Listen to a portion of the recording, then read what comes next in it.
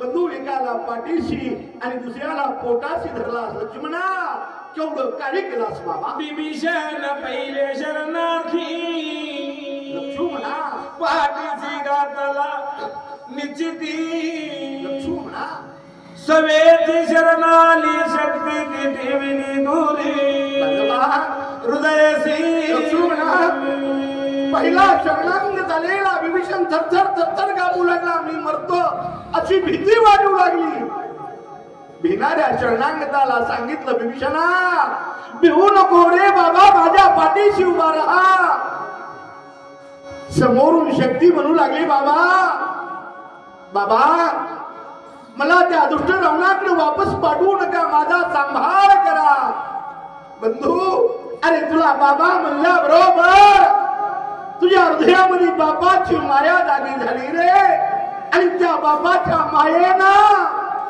एवढ्या नाजूक काळजामध्ये केवढ्या कठीण शक्तीला थारा दिला लक्ष्मणा केवढं काळीज रे बाबा तुझं प्राण जाईल सर्वथा लक्ष्मणा परी नुपेक्षावे शरणागता सौमित्रे साथ गेले आता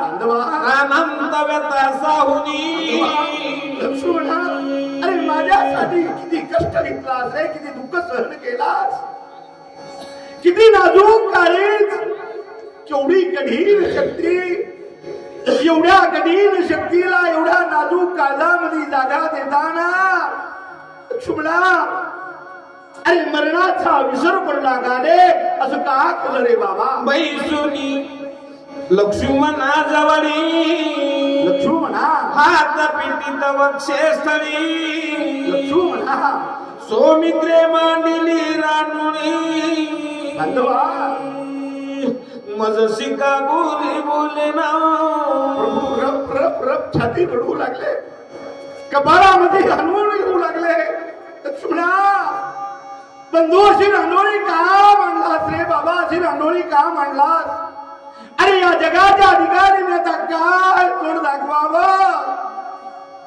अरे सगळं जग म्हणत असत दोघं बंधू वनवासाला गेले आणि वनवासाहून जर आज एकट्याला मला परत जाण्याची वेळ आली बंधू एकटा जर मी अयोध्येला गेलो अरे तुझी धर्मपत्नी उर्मिला जी 14 वर्षापासून वाटेकडे डोळे लावून बसली असेल आज वनवास संपणार आहे आज माझे पती घरी येणार आहेत मला एकट्याला पाहिल्याबरोबर धावत येईल लक्ष्मणा विचार दादा दादा माझे पती लक्ष्मण दिसत नाही असं त्या उर्मिलेनं विचारल्यावर त्या उर्मिलेला मी काय सांगावं अरे माता कौशल्येला मी काय बोलावं वनाला येताना माता कौशल्येनं सांगितलं होतं रामा स्वतःच्या जीवापेक्षाही माझ्या लक्ष्मणाची काळजी घ्या माझ्या लक्ष्मणाला संरक्षण द्या त्या माता कौशल्येला माता सुमित्रेला मी काय बोलावं अरे बंधू भरताला मी कोणत्या शब्दात समजावं लक्ष्मणा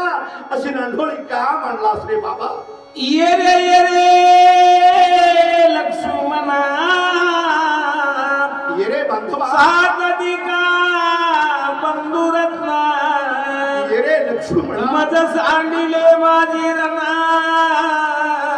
बांधवा निष्ठुर मना करुनी ये रे लक्ष्मणा ये रे असा बोला का करलास रे अरे माझी पाठ राखण करणारा तू माझा पाठीचा बंधू ना रे लक्ष्मणा अरे असा बोल धरलास बोल रे एकदा मज सांडुनी दुखानी लक्ष्मणा रणी निघाला सितुरी लक्ष्मणा माझे अपराध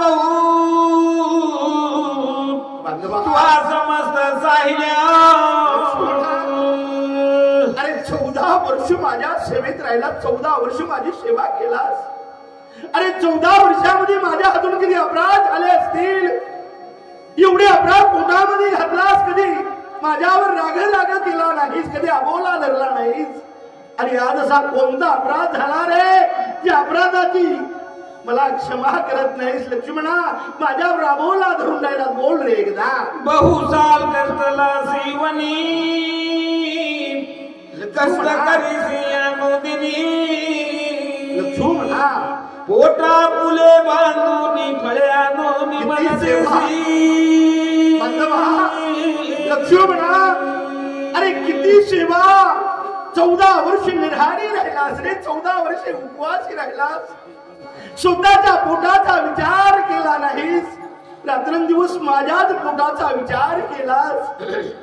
आणि एवढी सेवा करून असा रुसून जातोस का लक्ष्मणा? बोल रे एकदा. चरणशालंकरिषी नित्य लक्ष्मणा, चरण तुळशी अवरात्र बांधवा, निद्रा न लग्या मात्र सावचित राम भजनी. सेवा केलास रे लक्ष्मणा, किती सेवा केलास. अरे आपण दोघांनी मनामध्ये थोडस चालून झाडाच्या सावलीला विश्रांती आलं की म्हणावं, दादा दादा चालून चालून तुमचे पाय दुखत असतील, पाय चोपून देऊ का? दादा तुम्हाला भूक लागली असून फळं आणून देऊ का? दादा पाणी आणून देऊ का? अरे दादा दादा दादा म्हणत दिवसभर माझ्या भोवती फिरावंस. बंधू, रात्र झाली की मी आणि सीतेनं पर्णकुटीला निवांत विश्रांती घ्यावी, पण बंधू तू मात्र आमच्या पर्णकुटीच्या दारावर पहारा द्यावास, माझ्या नावाचा जप करावास, रात्रभर नाराज आघर आवाज, आणि एवढी सेवा करून असा रुसून जातोस का लक्ष्मणा?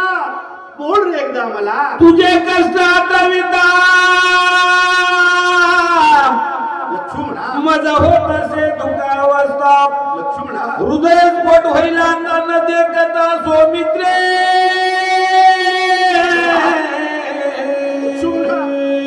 अरे तुझ्या केलेल्या एका एका कष्टाची जर आठवण झाली, एक एक कष्ट जर माझ्या ध्यानामध्ये आला, बंधू माझ्या हृदयाचा स्फोट होतो रे.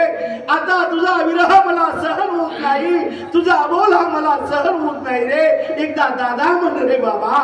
मनोनी झाली लोटा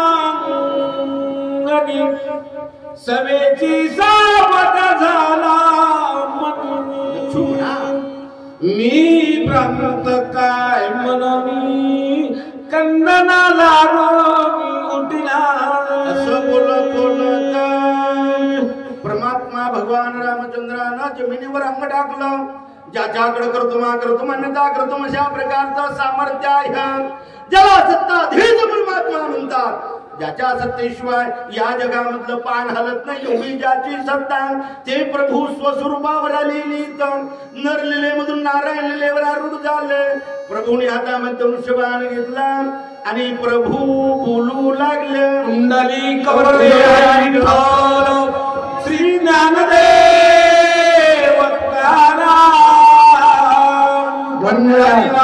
भगवान के माऊली ज्ञानेश्वर महाराज की जय.